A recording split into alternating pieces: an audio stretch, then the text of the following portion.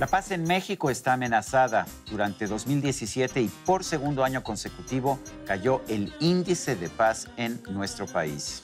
Hoy una conversación de controversia con Carlos Juárez Cruz, coordinador en México del Instituto para la Economía y la Paz.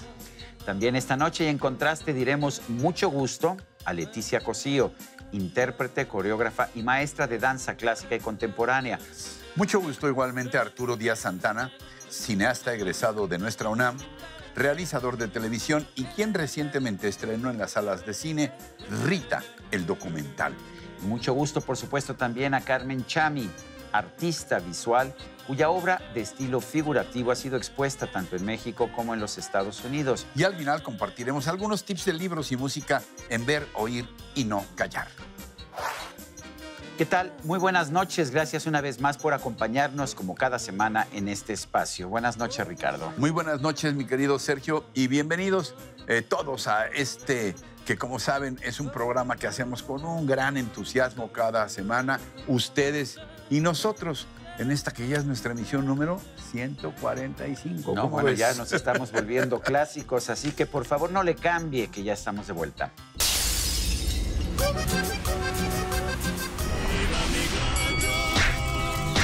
El ratón Macías.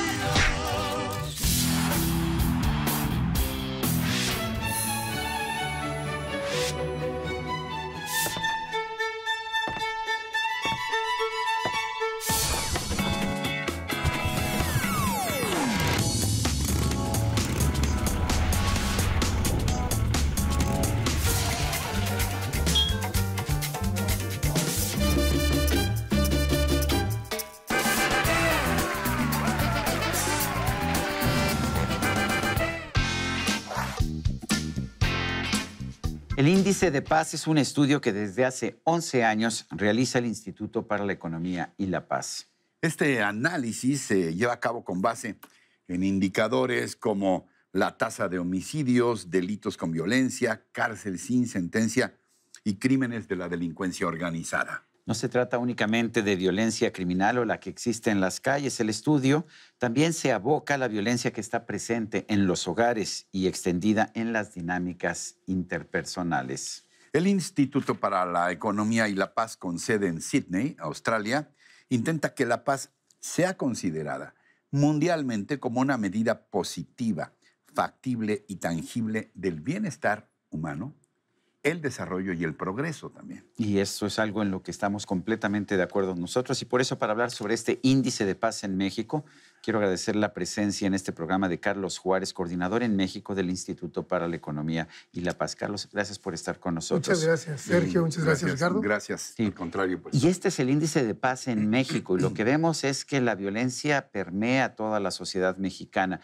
Pero ustedes tienen una forma distinta. No se trata nada más de los homicidios. Están midiendo toda la violencia. ¿Qué tanto daño nos hace la violencia a los mexicanos? Sí, desde el Instituto para la Economía y la Paz lo que hacemos es tomar diversos indicadores y analizarlos en su conjunto. Y así es que llegamos a la conclusión de que no es solamente las manifestaciones de violencia, lo que asumimos tradicionalmente como violencia, que es homicidios, robos, asaltos, violencia interpersonal, sino que estos son apenas los síntomas de una enfermedad más grave y que las raíces de esa enfermedad, las causas de la enfermedad, están en otros elementos estructurales, están en las actitudes personales de la población, están en las instituciones también sociales.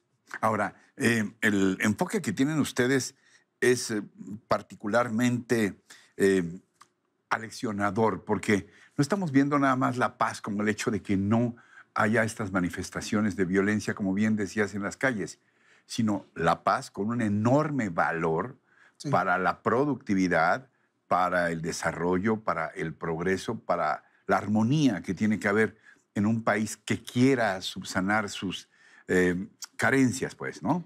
Sí, hablamos de dos términos muy precisos, paz negativa y paz positiva. Y la ¿Paz negativa? La paz negativa no es que sea indeseable, el término es un poco confuso a veces, pero es paz negativa porque es una paz insuficiente.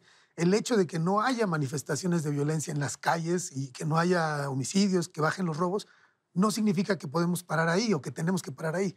Hay otros elementos estructurales como la economía, los gobiernos, la corrupción, las relaciones interpersonales, y ese es el enfoque más integral que proponemos. A ese enfoque le llamamos paz positiva y es la paz de largo plazo.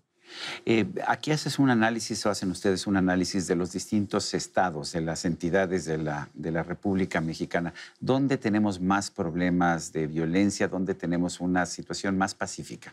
Sí, encontramos que en 2017 los 5 estados más pacíficos fueron Yucatán, Campeche, Tlaxcala, Coahuila y Chiapas, en medidas de paz negativa, los indicadores que mencionábamos de violencia directa. Y los que mostraron más violencia directa, los menos pacíficos, fueron Baja California Sur, Guerrero, Baja California, Colima y Zacatecas. Si vemos geográficamente la ubicación de estos 5 estados menos pacíficos, vemos que están en la ruta de trasiego de drogas hacia el mercado de Estados Unidos. Pero quizá el hallazgo más interesante de esto es que no solamente se explica esta violencia por el crimen organizado, también la delincuencia común creció en 2017, pero más preocupante aún, la violencia interpersonal aumentó también en 2017. Solo por dar un dato, la violencia doméstica aumentó 32% en los últimos 3 años. ¿Eso es porque está aumentando o porque se está reportando más? No lo sabemos. También necesitamos tener mejores datos, mejor investigación, mejor recolección estadística. Pero lo que sí nos indica es que el problema de violencia en el país ya no se explica solamente por crimen organizado, por armas, o se va a resolver con patrullas y policías. Necesitamos analizar las interacciones cotidianas entre los mexicanos, en la casa, en el trabajo, en la calle. En este juego de espejos, ¿qué incide más? ¿Un estado, una ciudad desarrollada con un bienestar más generalizado, con un promedio de vida digamos que más aceptable socialmente, y donde no hay violencia o hay menos violencia, o el hecho de que haya menos violencia contribuye al desarrollo, al bienestar de la comunidad? Yo creo que es una excelente pregunta, porque lo que nosotros decimos es que la violencia y la paz, que es la contraparte, funcionan como un sistema. Es decir, hay muchos factores. Nosotros proponemos 8, pero son muchos más.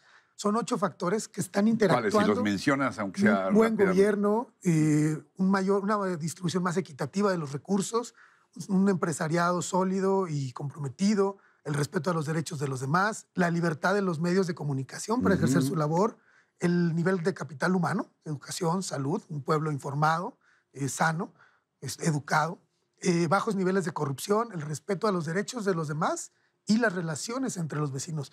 Todos estos forman un sistema. Entonces nosotros decimos que el análisis es complejo, el fenómeno es complejo y no puede ser abordado con una solución, con un enfoque nada más. Carlos, nos hablabas de las distintas entidades, las que son más pacíficas, las que son más violentas dentro de la República Mexicana, pero esto es parte de un trabajo internacional. ¿Cómo nos ubicamos en México en contraste con otros países? ¿En qué lugar estamos? Sí, hay que decir, en el índice global de paz, que es la medida de países y el ranking de países, la última medición de 2017 nos ubicamos en el lugar 142. ¿De cuántos? De 163. O sea, 142 de los más violentos. Sí. Es importante este análisis global, qué bueno que lo mencionas, porque corremos un riesgo de normalizar la violencia, creer pues, que es normal, que el mundo se ha vuelto más violento, y aunque eso es verdad, México es de los países con mayores niveles de homicidios, con mayores niveles de violencia, con mayores niveles de agresión contra periodistas, por ejemplo. 43 nada más en este sexenio llevamos. Reporteros Sin Fronteras en 2017 califica a México como el país sin guerra más mortífero para ser periodista.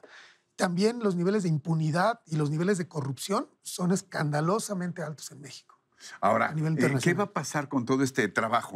Que es, la verdad, pues un trabajo admirable, como bien apuntaba Sergio, un trabajo muy serio, muy bien presentado.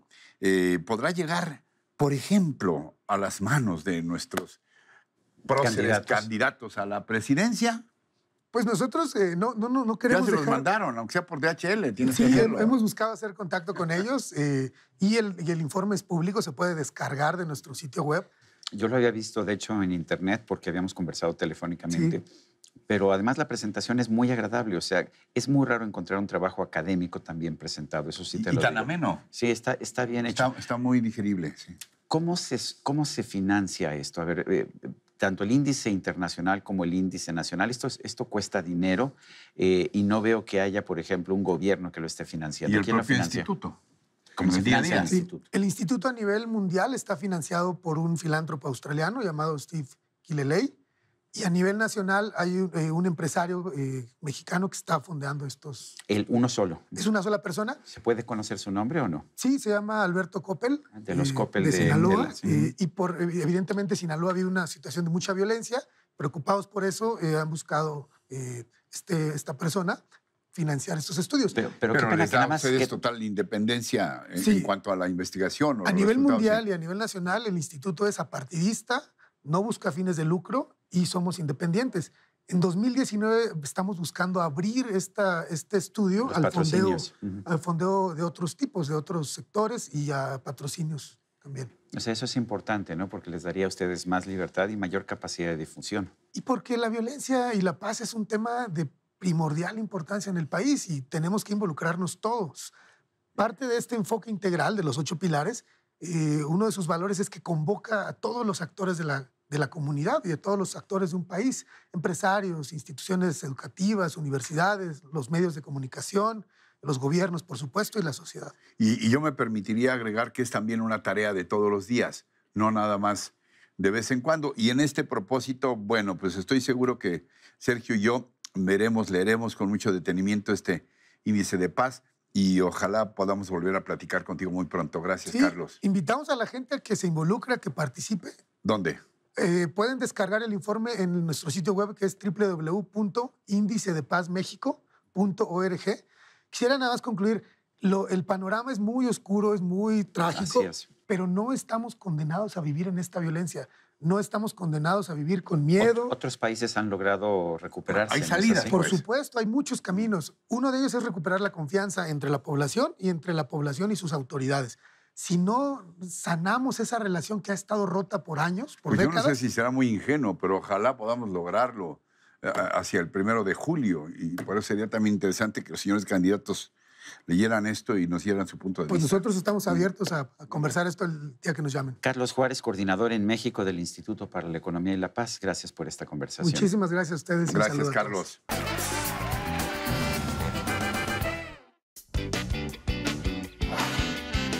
Nunca te había dicho que esta es mi sección favorita. Yo sé que te gusta. Pues es que porque te gusta. la haces bien y No, conoces gente muy Oye, interesante. no, porque además pues es padre, ¿no? Es parte de la aventura de la vida. Ya les habíamos anunciado quiénes estarán hoy aquí. Leticia, pásale, Leticia Cosío, la maestra del flamenco en México. Ole. Mucho Hola, gusto. ole. Mucho gusto. ¿Eh? Como eres flamenca, yo doy Eso. dos besos. Por Arturo Díaz supuesto, Santana, por supuesto. cineasta, ya les decíamos con una obra padrísima. Mira, te presento a Leticia, a Mucho Sergio. gusto. Arturo, Y mucho gusto. ¿Cómo estás? Carmen Chami. Carmen, ¿cómo estás? Hola, mucho gusto. Impresionantísima pintora. Bienvenida. Ya vimos algo de Mucho su gusto. obra y la seguiremos viendo. Hola, Claro. Carmen. ¿Cómo estás? Bien, muchas todo? gracias. Por favor, vénganse. ¿Cómo va Viva Flamenco? ¿Y cómo está el flamenco en México ahora? Ay, bueno, Viva Flamenco va maravilloso. 14 años ya de actividad ininterrumpida. Somos una compañía independiente y me encanta decirlo porque es mucho orgullo para mí que con todos estos años el Sí. proyecto sigue y sigue mejorándose. Así que el próximo año 15 y lo voy a festejar en Bellas Artes. 15 años. 15 años el próximo año. Bueno, este año estuviste en el Teatro de la Danza. Cuéntanos cómo te fue. Ay, Tuviste varias maravillosamente, presentaciones. maravilloso con este programa que se llama Mujeres Moras y que lo vamos a seguir presentando a lo largo del año. Ya estamos preparando las siguientes... ¿Por qué Mujeres Moras? A ver, cuéntanos. Bueno, primero porque el nombre moro viene como de los árabes y se identifica y se da Que muy estuvieron bien. un ratito en España, como 600 años Por nada ahí, más, por ¿verdad? ahí, 800 y cacho. Se estacionaron ahí. Exactamente. Y entonces yo tuve una experiencia que me encantó. Bueno, en ese momento fue fuerte para mí cuando estuve yo en Nueva York becada para estudiar danza contemporánea en ese momento. Pues en un fin de semana, muy feliz, como siempre, yendo a los lugares, conocer, empaparte de la cultura de ese momento, ¿no? Mi situación. Y veo cómo llega una limusina, se abre la puerta, sale la pierna de una mujer, es lo que veo, todo así en segundos, milésimas, y se le ve unos zapatos maravillosos, unas medias y una falda Una corta. pierna bonita. Preciosa. Qué Y en el morboso momento... eres, Yo quiero Sí. saber. Yo No, soy muy divina, curioso. preciosa, y además Y luego así me anda criticando elegante. que los de pues es que- Tepito, que somos muy morbosos. ¿No? Ah, sí, era la pierna. Ah, Ajá, no. y luego, Bueno, pero en el momento que sale ella, ¡fum! bueno, Le cae pregúntense un ustedes velo, también se un pueden velo preguntar, negro. platicar, Una burka. Qué Y gusto. obviamente yo, jovencita, en todo eso me quedé... Por supuesto que yo respeto mucho esas tradiciones, esas religiones, esa cultura, pero yo me quedé... Si esa mujer tuvo esa inquietud, ese gusto por ponerse de esa manera, porque igual se pudo haber puesto unas chanclas y unos zapatos y no pasaba nada, pero ella sí lo hizo, era por algo, quería expresar y no lo podía hacer. Entonces sí me quedé como marcada. Muchos años después, cuando encontré el flamenco, que realmente es lo que yo siento, mi pasión, por el tipo de música, de los ritmos, entendí, o más bien sentí que ahora sí podía proyectar con este lenguaje esa idea que se me quedó y quedó perfecta. En tu caso, ¿qué fue lo que te motivó?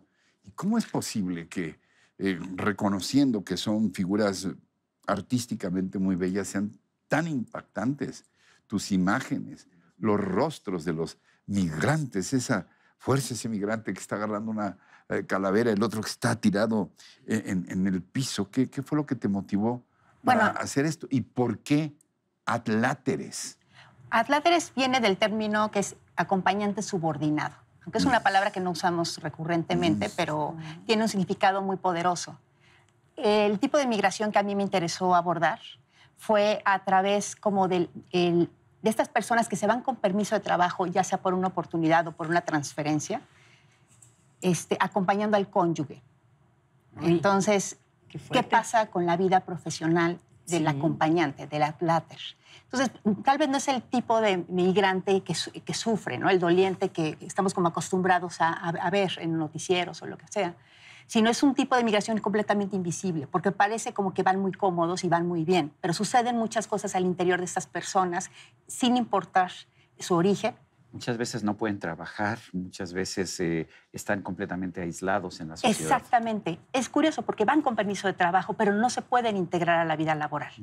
Muchas veces es porque necesitan cierto tipo de certificación, en el caso de médicos, arquitectos, ese tipo de profesionistas, pero hay otras veces que la barrera es el idioma, hay otras veces que es como la misma cultura, ¿no? Que es muy cerrada. Entonces les cuesta mucho trabajo integrarse a la sociedad norteamericana. Arturo, cuéntanos acerca de Rita, la cantante de Santa Sabina. Es una leyenda, de hecho, en la música contemporánea, en la música del rock en español, pero ¿cómo empezaste a hacer este documental sobre Rita Guerrero?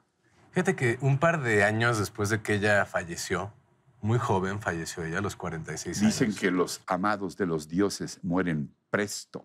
Pues es el caso. Y ella era una amada de los dioses. Tal cual. Era una persona con una estrella especial, Sí. ¿no? O sea, yo a Rita la quise mucho como amiga, que fue mía, pero la veo como un figurón. O sea, a mí me gusta verla a ella entre esas mujeres como, pues, María Sabina, Frida Kahlo, Sor Juana, esas grandes mujeres de un gran carácter y una gran personalidad que realmente hicieron lo que quisieron, ¿no? O sea, en términos artísticos y de vida también. Entonces, eso es lo que estamos rescatando, ¿no? La gran personalidad que tuvo. Ahora, generalmente las heroínas, no sé por qué razón, tienen más que ver con lo folclórico, con lo ranchero. Hablamos de Lucha Reyes, de Lola Beltrán, de todas esas. Pero no una Chabela rockera, Vargas, sí. pero no una rockera, sí. ¿Por qué una heroína rockera? ¿Qué te motivó para platicarnos esta historia urbana de una heroína urbana y rockera? Por un lado, la originalidad de su obra, ¿no? Lo único. O sea, en esa época había muchas bandas de rock muy buenas, todas, ¿no? O sea, hubo toda una explosión cultural en el México de finales de los 80. Pero en el caso de Rita hay algo muy curioso y muy original, que no hay como muchas, por ejemplo, por decir, no hay muchas influencias mexicanas en su música. Eso es algo muy curioso. Y no deja de ser una banda mexicana propiamente, que cantan en mexicano y que son mexicanos. Pero es que ella dominaba otros géneros. Claro, claro. Y sus influencias tienen que ver como de pronto con Nina Hagen o con Klaus Nomi o Diamanda Galás. Figuras de otras esferas. Entonces, lo que hizo fue muy único en México, ¿no? Súper único. Eso la pone en un lugar muy especial. Y a propósito, tú nunca te has arrepentido ni tantito de haber dejado la danza contemporánea? Para nada, al contrario. Pero Este tus es mi obras verdadero tienen un lenguaje. toque de danza contemporánea. Sí es flamenco y sí es Sí. baile flamenco, pero hay un toque de baile contemporáneo y además Sí. una historia, cosa que no es normal en el tablao flamenco. Bueno, eso es lo que yo precisamente trato de hacer siempre en mis espectáculos cuando llego al teatro, porque cuando estamos en tablao es distinto, Ujú. pero en el teatro sí trato como de tener un guión, de decir algo, de un porqué.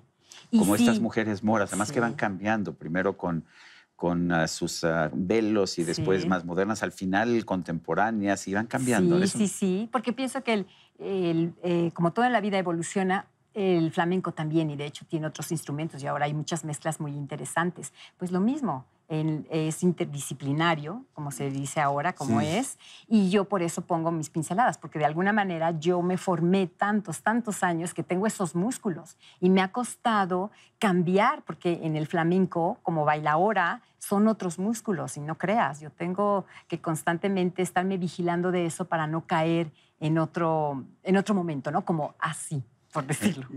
Carmen, ¿qué dirías? ¿Cómo estás combinando el arte mismo con esta suerte de, yo no sé si decir denuncia o de llamada de atención hacia esta temática tan específica que nos platicabas de Claro. los migrantes atláteres? Los escucho a todos y pues sí me queda como esa reflexión de que al final de cuentas el arte tiene este tinte social. No Claro. importa la disciplina, Por supuesto. no importa de lo que hables, tal vez unos más marcados que otros, pero al final de cuentas tu impresión, por ejemplo, fue una persona, ¿no? Ujú, Con todo sí. su bagaje, el tuyo también. Entonces eso es lo que hace como rico vivir en esta época donde no puede ser como un arte purista u ortodoxo, sino es empaparte de lo que vives, más transmitir tu propio bagaje. Es lo que hace riquísimo, ¿no? Entonces, aunque hables de migración o hables de lo que sea, siempre se queda impregnado en la obra el resultado. Una Nosotros- delicia platicar con ustedes, ¿eh? Claro que Gracias. sí. Al contrario. Pero no se vaya Mucho usted, gusto. porque nosotros continuamos.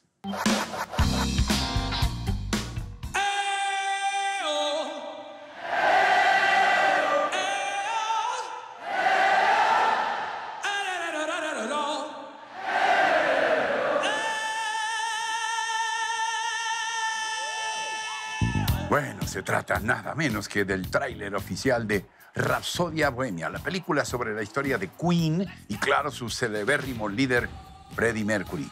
Un ambicioso proyecto de 20th Century Fox que después de varios años de realización habrá de llegar finalmente a las salas cinematográficas en el último trimestre de este 2018. No sé si tú eres cuinero, Sí, pero soy la cuinero, verdad, claro que sí. Rapsodia Bohemia es considerada como una rotunda y sonora celebración de Queen, de su música y de su excéntrico pero extraordinario cantante Freddie Mercury, uno de los artistas considerados por los expertos más importantes del siglo XX. La cinta cuenta con imágenes originales del mítico concierto que la banda ofreció en el estadio de Wembley como parte del movimiento Live Aid en 1985. Así es que los amantes de Queen estaremos esperando con ansias su próximo estreno en México. Y de libros, ¿qué mira, yo traje traemos un para libro recomendar? que me parece que es realmente muy interesante. Es El regreso del joven príncipe. Y si la portada o el título te recuerda un poco El Pues sí, Principito, pues sí, claro. es una especie de continuación del Principito que recupera, más que la continuación del Principito, te recupera un poco de la filosofía. El autor se encuentra a un joven pues que parece príncipe. Ajá. Así es, y resulta que lo sube en su auto en la Patagonia. El autor Alejandro G. Roemers es argentino, es un empresario argentino muy conocido, que tiene empresas muy importantes allá en Argentina. Pero lo curioso del caso es que nos ofrece una crónica que está llena de esta filosofía. Es como si Antoine de Saint-Exupéry continuara escribiendo El Principito ya como un joven. Me pareció un libro muy hermoso y espero que si tienes oportunidad le eches un vistazo. Y yo les voy a presentar un libro que ya había presentado Sergio Sarmiento. Ay, lo Que recomendé, sí. Sí, lo recomendaste, de Mario Vargas Llosa, La llamada de la tribu. Vargas Llosa puede ser, y de hecho es un hombre muy polémico en cuanto a sus posicionamientos ideológicos y políticos, pero no se puede negar que sea un gran escritor. Aún tratándose, a mí me encanta en la novela, por supuesto, pero aún tratándose de ensayos como este, en donde hace una confrontación muy inteligente entre la doctrina liberal, que él dice ha representado desde sus orígenes a las formas más avanzadas de la cultura democrática y lo que él llama las tribus o el llamado de las tribus. Es sin duda alguna un libro de polémica, pero que representa al mismo tiempo un gran ejercicio neuronal, citando autores como Adam Smith, José Ortega y Gasset, Popper, y bueno, tantos otros autores que ofrece una serie de semblanzas del pensamiento liberal, que es interesante. Que forjaron a Vargas Llosa. Por supuesto. Me encanta sobre todo la semblanza que hace de Irving Berlin, este filósofo que trabajó en Inglaterra mucho tiempo, y sobre su vida personal y amorosa. Interesante. Cosa que siempre le ha interesado a Vargas Llosa. En fin. Y a nosotros también. Así llegamos al final, ¿no? Pues sí, pero los esperamos la próxima semana en lo que ya será nuestro programa número 146. Hasta entonces, hasta siempre.